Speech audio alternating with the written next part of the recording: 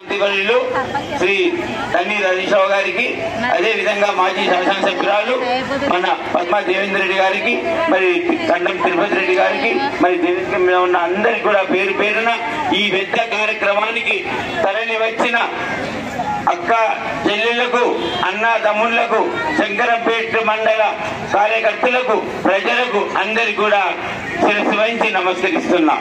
ఇవాళ ఎంపీటీసీలు, మన మాజీ సర్పంచులు, మన క్యాడర్, అదే విధంగా అశేష జనాన్ని కూడా అందరికి కూడా నమస్కరిస్తా ఉన్నా. అయితే బీఆర్ఎస్ పార్టీ అభ్యర్థిగా, ఎంపీ అభ్యర్థిగా నేను మీ ముందుండి ఇవాళ బీఆర్ఎస్ పార్టీకి వెంకటరామరెడ్డి నాకు ఓటేయమని చెప్పి అభ్యర్థిస్తున్నా.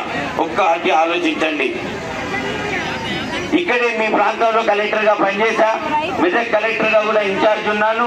11 సంవత్సరాలు మీ మెదక్ గడ్డ మీద, ఇవాళ మన మెదక్ గడ్డ మీద సిద్దిపేటలో, సంగారెడ్డిలో, మెదక్లో పనిచేసి మీ అందరి ఆదరణ పొంది కలెక్టర్ గా మంచి పేరు తెచ్చుకున్న తర్వాత మరి మన పెద్దలు కేసీఆర్ గారు, మన హరీష్ రావు గారి ఆలోచన మేరకు ఇవాళ నన్ను ఎంపీ అభ్యర్థిగా బీఆర్ఎస్ పార్టీ నుంచి మీ ముందు ఉంచినందుకు ఈ వేదిక నుంచి మన పెద్దలు కేసీఆర్ గారికి ధన్యవాదాలు తెలుపుతా ఉన్నాను. మరి ఏదైతే మీ ఆదరణ పొంది మంచి పేరుగా కలెక్టర్ గా వచ్చినందుకు నాకు మరి ఇవాళ మీ ఆదరణే, ఈ గడ్డ మీద ఉన్న మీ అందరి ఆలోచనే నన్ను ఎంపీ అభ్యర్థిగా మీ ముందు ఉంచినందుకు మీ అందరికి కూడా, మీరు ఆదరించిన మీ అందరి అక్కా చెల్లెళ్లకు, అందరికి కూడా అన్నదమ్ములకు శిరస్సు వహించి నమస్కరిస్తా ఉన్నా. మరి మీరు ఆదరించినందుకే బీఆర్ఎస్ పార్టీ నాకు గుర్తించి మీ ముందు ఎంపీగా నిలబెట్టింది. ఒక్క విషయం ఆలోచించండి. అభ్యర్థులకు మరి ఒక అభ్యర్థి అయితే మొన్న ఎలక్షన్ లో అసెంబ్లీలో ఉండి ఓడిపోయిండు. అసెంబ్లీలో ఉన్నప్పుడు తప్పుడు వాగ్దానాలు ఇచ్చి, దుబ్బాక పక్కనున్న నియోజకవర్గంలో తప్పుడు వాగ్దానాలు ఇచ్చి, అన్ని పాత అబద్ధాలు చెప్పి నాగేళ్ళు ఇస్తా అని, ఎడ్లు ఇస్తా అని, ప్రతి నిరుద్యోగ వృత్తి 2000 ఇస్తా అని, పింఛన్ 3000 ఇస్తా అని, జేబులకు వెళ్ళి డబ్బులు ఇస్తా అని చెప్పి అందరినీ మోసం చేసి ఇవాళ పదవి రామలింగారెడ్డి గారు చనిపోయిన తర్వాత బై ఎలక్షన్ లో మోసం చేసి 4 ఏళ్ళు ఒక్క పని అంటే ఒక్క పని చేయకుండా ప్రజల తెచ్చి గుర్తించుకొని మళ్ళీ మొన్నటి అసెంబ్లీ ఎలక్షన్ లో 54,000 ఓట్ల తేడాతో ఘోర పరాజయం చెందిన వ్యక్తి ఇవాళ మనకు ఒక పార్టీ నుంచి ఎంపీ అభ్యర్థిగా ఉన్నాడు. మరి ఇంకొక అభ్యర్థి 4 నెలల్లో 4 పార్టీలు మారిండు. మరి అట్లాంటి అభ్యర్థులను కావాలా? మరి నేను మీ కలెక్టర్ గా ఉన్నా, మీ సేవలో ఉన్నా, మీ అందరి ఆదరణ పొందా. ఇవాళ మెదక్ జిల్లాను మన దేశంలోనే మంచి జిల్లాగా, అభివృద్ధి జిల్లాగా మనం చేసుకోవడానికి మంచి అవకాశం వచ్చింది. ప్రజాసేవలో నన్ను చూశారు మీరు. మరి నేను కార్యకర్తగా నేను ఇవాళ మీ పార్టీ, మన బీఆర్ఎస్ పార్టీ నుంచి అభ్యర్థిగా ఉన్నప్పుడు కొన్ని ఆశయాలకు వస్తాను. మరి చదువుకున్న వ్యక్తిని తప్పకుండా పార్లమెంటులో ఈ ప్రాంత అవసరాల కొరకు, మనందరి అవసరాల కొరకు కొట్లాడి మన మెదక్ పార్లమెంటును అభివృద్ధి చేయడానికి మీ అందరితో పాటు ఎప్పటికీ ఉంటానని చెప్తా ఉన్నా.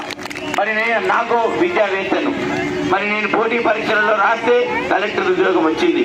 మరి కలెక్టర్ ఉద్యోగం వచ్చి మీ అందరి మధ్యలో నేను కలెక్టర్ గా పనిచేసినప్పుడు మరి నేను కూడా నాకున్న విద్య 10 మంది కుటుంబాలకు అందాలి, 1000ల సంఖ్యలో కుటుంబాలకు అందాలి అని చెప్పి ఇవాళ ఉమ్మడి కుటుంబంలో ఉన్న ఆస్తి అమ్మ, అన్నను, తమ్ముల్ని అందరిని అడిగి ఒక ట్రస్ట్ ఏర్పాటు చేసి మన నిరుపేద పేద విద్యార్థుల సేవ కొరకు నేను ఇవాళ మీ ముందుకు వస్తా ఉన్నా. 4 ముఖ్య కార్యక్రమాలు చేయడానికి ఇవాళ అక్కా చెల్లెలకు చెప్తా ఉన్నా. దయచేసి శంకరంపేట ప్రజలకు ఒక విజ్ఞప్తి చేస్తా ఉన్నా. నేను 4 నిమిషాలు మాట్లాడతా, 4 విషయాలు చెప్తాను.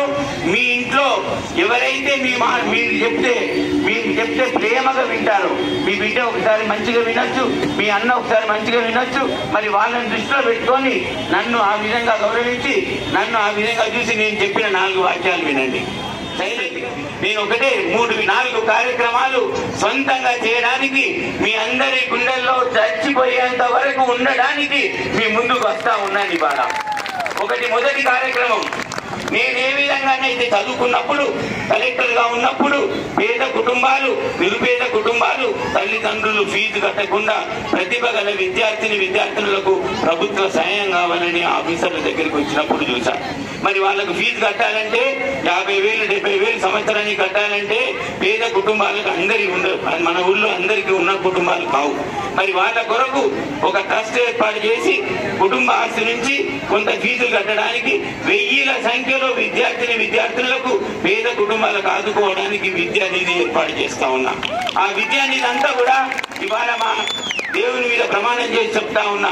మరి ఆ విద్యానిధి కూడా గెలిచిన నెల రోజుల్లోపు మెదక్ నియోజకవర్గంలో హరీశన్న గారి ఆధ్వర్యంలో, పద్మమ్మ గారి ఆధ్వర్యంలో, మీ అందరి సమక్షంలో ఆ ట్రస్ట్ కార్యక్రమాలు మొదలు పెడతాను. నిరుపేద కుటుంబాలకు అండగా ఉంటానని చెప్తా ఉన్నాను. మరి రెండొక విషయం, మన ఊళ్ళో చాలా మంది చదువుకున్న విద్యార్థులు ఉన్నారు.